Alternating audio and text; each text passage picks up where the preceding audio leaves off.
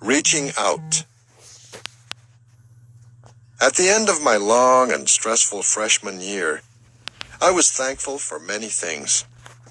I had learned a lot, made new friends, and had received A grades in English and Spanish, B's in military science, and C pluses and C's in my other courses, with an overall B average. However, I was not satisfied and was determined to do better my second year. And now, I was going home. I had not seen my family since Christmas, so I was excited to spend time with them that summer. I returned to Bonetti Ranch, having gained knowledge as well as weight. I left for college weighing 129 pounds and returned home 30 pounds heavier. "What happened to you?" Trampita exclaimed. "Did someone mistake you for a tire and blow you up?" "It's all muscle," I flexed my forearm. "Sure, Panchito, you mean love handles." He grabbed both sides of my waist and gave me a light punch in the stomach. Torito, Rora, and Ruben, who had grown some, laughed hysterically and took turns hugging me. "Welcome home, mijo," my mother said, caressing my face. "Your cheeks are so chubby," Trampita chimed in. "No seas malcriado, mijo," my mother said. "Don't be impolite." "Rosie," she said, completing her sentence. From the corner of my eye, I saw my father sitting on the front steps to our barrack. He had been watching us and smoking. He caught my eye and feigned a smile. I felt a cold chill run down my spine. "He's not well, mijo," my mother whispered. Her eyes welled up. I went up to him, knelt down, and hugged him. "¿Cómo estás, Panchito?" he asked, after flipping his cigarette butt to the side. His voice was weak.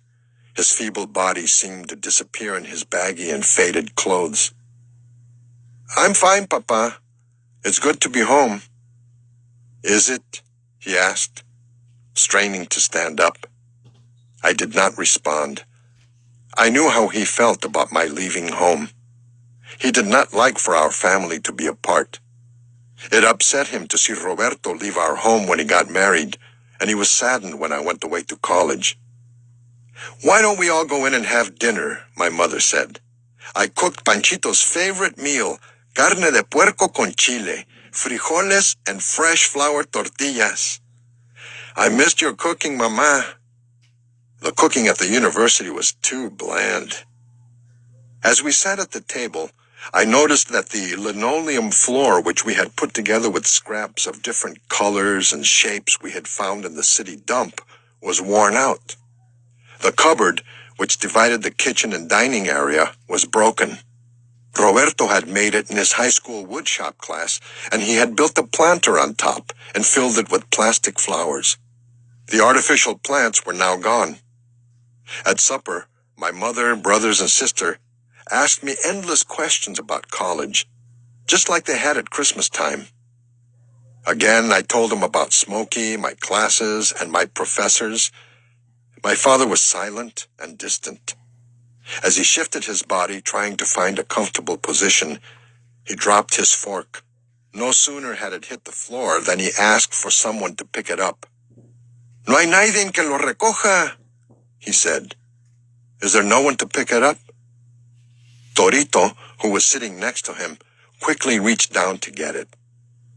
Seeing this as an opportunity to engage my father in our conversation, I said, "Papa, did you know that the word naiden should really be nadie? This is what my Spanish professor told me." "¿Qué diablos?" my father shouted angrily. "Are you correcting me?" I was shocked and speechless. Time seemed to stand still. "Are you mute?" my father asked impatiently, glaring at me. "No, Papa, I was just—" "So now you think you're better than us because you are going to college?" he interrupted me. "No faltaba más. That's all I needed." He pushed his plate away. "I'm sorry, Papa. I didn't mean to disrespect you," I said nervously.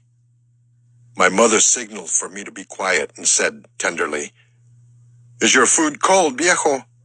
Do you want me to heat it up?" "No," my father said, calming down. I was anxious to leave the table and for the evening to end.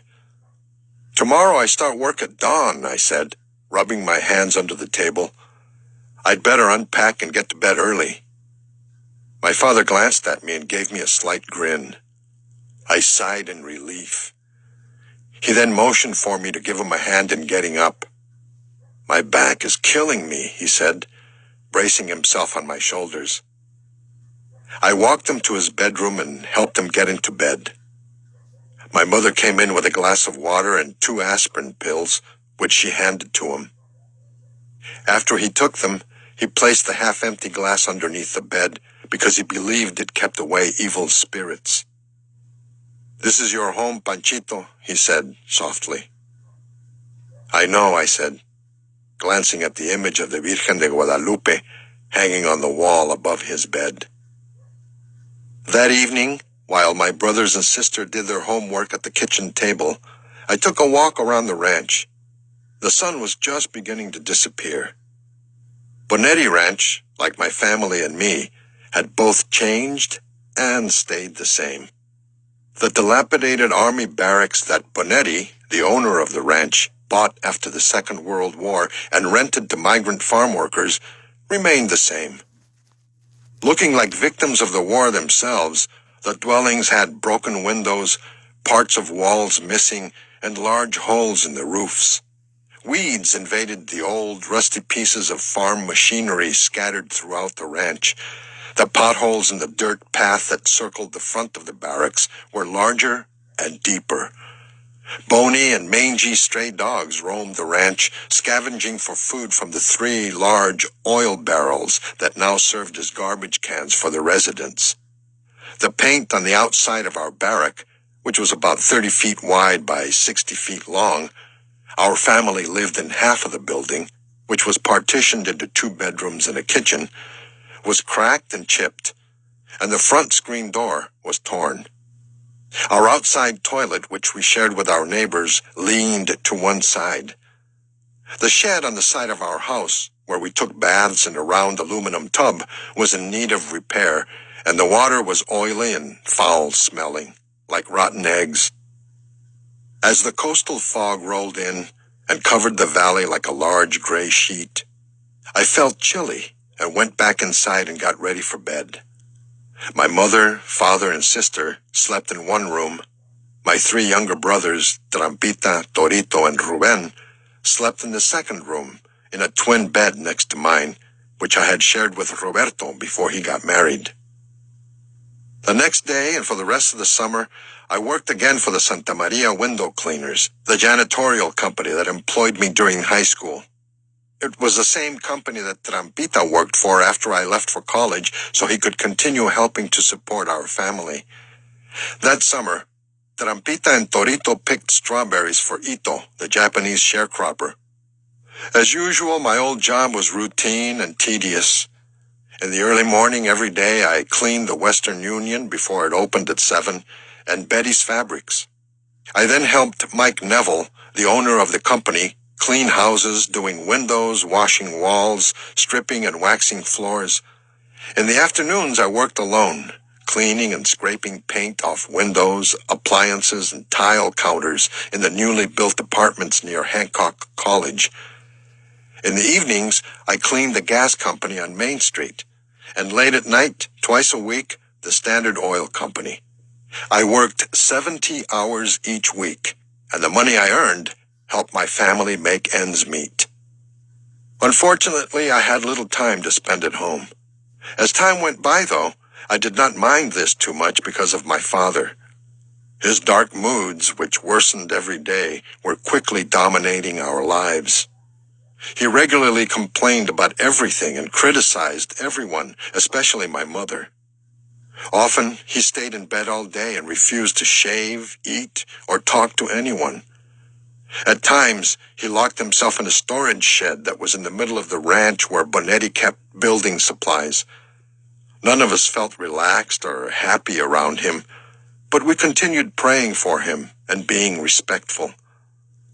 When I had free time, I visited my brother and his wife and their baby daughter Jackie, who lived in a one-room apartment in town. Roberto worked as a janitor for the Santa Maria Unified School District during the week and cleaned commercial offices on weekends. One evening when I got home from work, a week before I was to return to college, my mother told me that my father had gone to the storage shed again that morning and refused to come out. "Go get him, mijo. Maybe he'll listen to you," my mother said, tearing up. "I'll try." I put my arm around her. She then took 2 bananas and a handful of Fig Newton cookies and filled a glass with milk and placed them on a large plate and handed it to me. "See if he'll take this. He hasn't eaten all day." My father liked eating bananas and milk products because he said they eased his stomach pain. When my mother hurriedly opened the front door to our house for me, I stood on the front steps for a few seconds until my eyes adjusted to the darkness. I walked carefully, holding the plate with both hands until I got to the storage shed. I set the plate down on the ground and placed my ear against the front door. I could not hear anything. My heart was racing. I knocked lightly. No answer. I knocked again, more forcefully. "¿Quién es?" I heard my father ask, wearily. "It's me, Panchito. I've got something for you to eat." I waited and waited for a response. I then heard moaning and boards rattling. "Papa, are you okay?" The door creaked open slightly, and a dim light went on inside. I pushed the door wide open and went in. My father was struggling to lie down on a makeshift bed he had made out of old plywood boards. He was as pale as a white sheet and had dark circles under his eyes and disheveled hair. "I'm very tired," he said, reaching out to touch me. I bent over and held his hand. I then helped him sit up with his back leaning against the wall. "You have to eat." I brought in the plate, placed it by his side, and peeled 1 banana and handed it to him. He chewed slowly, staring into space. After he finished eating, I persuaded him to come back into the house. My mother, anxiously waiting for us at the door of our barrack, helped me put him into bed. "Pobrecito. Qué lástima me da verlo sufrir," she said, crying. "It hurts me to see him suffering." "I know," I said, gently placing my arm around her shoulder. I felt a deep sadness. My father had changed so much from the time we first crossed the border. A stranger's gift. I never expected to meet him. I had cleaned his office every day after school during my 4 years of high school, and never once did I see him. His office was on the first floor in the rear of the gas company, a large building with a main office that connected to a back structure 2 stories high. I feather-dusted the desks and Venetian blinds, emptied and washed the ashtrays, dust-mopped the floors, and emptied the waste baskets throughout the building. I always did his office last because it was the cleanest and most private. I often wondered whether or not he used it because everything in it always remained the same. He had his own entrance off a corridor that ran the length of the building. His door had a framed, beveled glass window with his name, Robert E. Easton, in black letters. Entering his office was like going back in time. It had a musty odor, and every piece of furniture was old and made of dark wood. The top of his large desk, which sat in the middle of the office, had inlaid gold-colored banding around it, and on it were neat piles of yellowish papers and file folders, a small brass lamp with a porcelain shade, and a black rotary phone. His bookshelves were packed with leather-bound books and ledgers. In the corner behind the door was a coat rack, and above it hung a black and white aerial picture of Santa Maria Valley taken in the 1940s. After I finished cleaning his office, I would sit at his desk and do my homework, because I had no place to study at home. Sitting there, I often wondered who this man was, and if I would ever actually meet him. And here I was, cleaning his office again in the evenings 5 days a week, during the summer vacation at the end of my freshman year in college, but still there was no sight of him.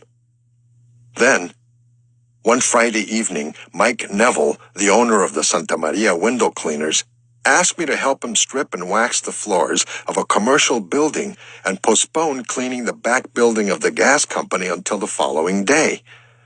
On Saturday morning, after cleaning the Western Union and Betty's Fabrics, I went to the gas company, picked up the cleaning cart from the janitor's room, and began cleaning the offices on the first floor. As I dust-mopped the corridor, an elderly, thin man with wire-rimmed glasses appeared. He was dressed in a dark navy pinstripe suit and vest, a starched white shirt, a bow tie, and a black felt hat. In his right hand, he carried a walking cane. This must be him, I thought, trying to hide my excitement. "Good morning, young man," he said. "Good morning, sir." "I am Robert Easton," he said, shaking my hand. His wrinkled face and hands were full of brown spots. "People call me Frankie." I smiled from ear to ear. "I am very happy to meet you." "It's a pleasure, son." "So you're the lad who cleans for us." He smiled and his eyes sparkled as he talked. "Are you still in school?" "I graduated from Santa Maria High School last year." "Splendid," he said. "I just finished my first year in college. I'm going back next week." "Marvelous. What college?" "The University of Santa Clara," I responded proudly. "Oh, yes, I know about Santa Clara. I've been in that neck of the woods. In fact, I was born in Santa Cruz many years ago, of course. I spent my childhood there." "It can't be that long ago."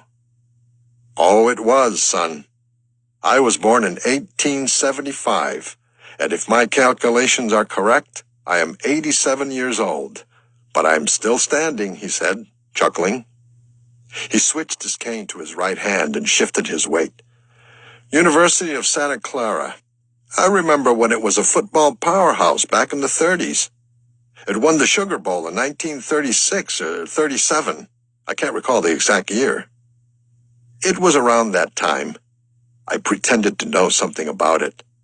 I had no clue, but I felt proud of it once he told me. "Where did you go after you left Santa Cruz?" "How do you know I lived in Santa Cruz?" He frowned, looked up at the ceiling, and exclaimed, "Oh, I told you, didn't I?" He straightened his body, coughed, and added, "Do you really want to know? I don't want to bore you, son." Before I had a chance to respond, he continued, "Well, okay then. After Santa Cruz, my parents went to Benicia, then to Berkeley, where I attended school."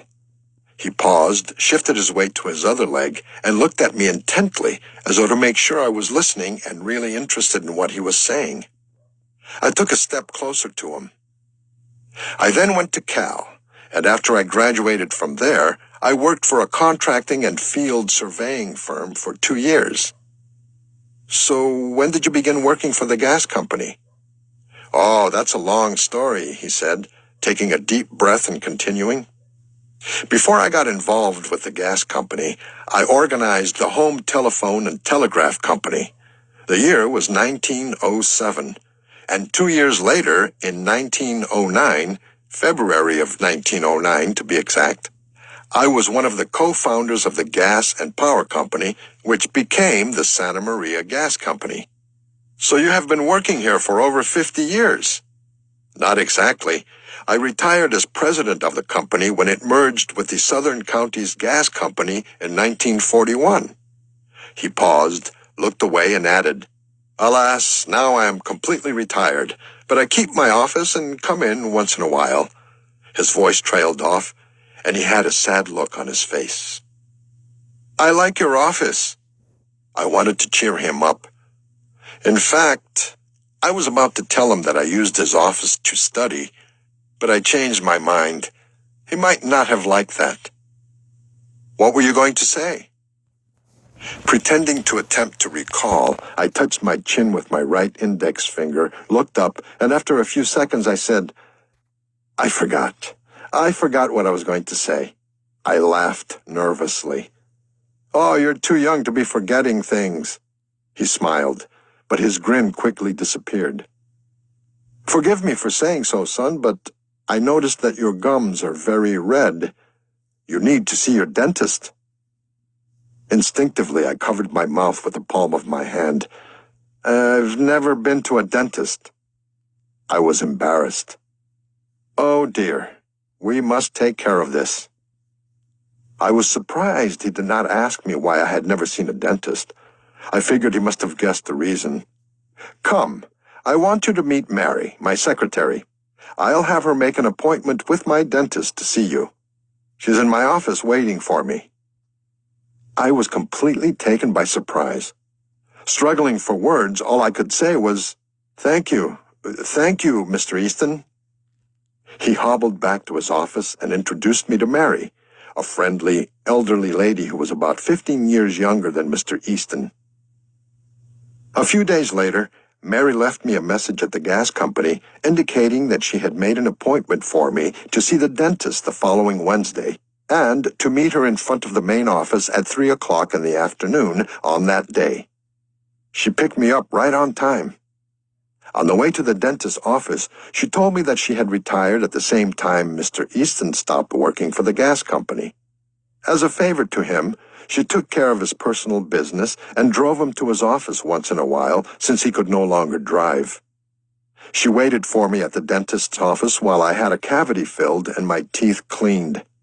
She then charged the bill to Mr. Easton's account and drove me back to the gas company. Before she left, I thanked her for her help and kindness. That evening, after I finished cleaning Mr. Easton's office, I wrote him a thank you note and left it on top of his desk, hoping to see him again. My note was still there, the last day I cleaned the gas company that summer.